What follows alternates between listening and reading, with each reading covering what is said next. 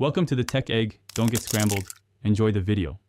You start by confirming your Fs25 build and enabling mods. This prevents conflicts. Once done, back up your save game and place the weather or seasons mod into the mods folder, then activate it from the in-game mods menu. You should also pick a map that supports snow textures. Make sure to read the mod README for required auxiliary mods. Missing dependencies are the most common cause of failure. Now relaunch the game to let the mod initialize and register its configuration files. You now edit the mod's climate or weather XML to define when snow appears and how it behaves. Set temperature thresholds for snowfall, increase snow probability for target months, and tweak snow depth and melt speed to match your desired realism.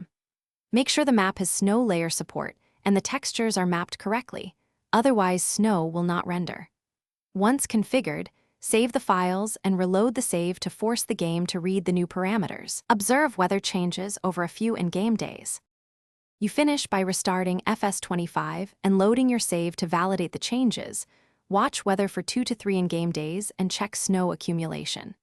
If snow fails to appear, inspect the log for errors, confirm mod load order, and verify dependencies are installed and active.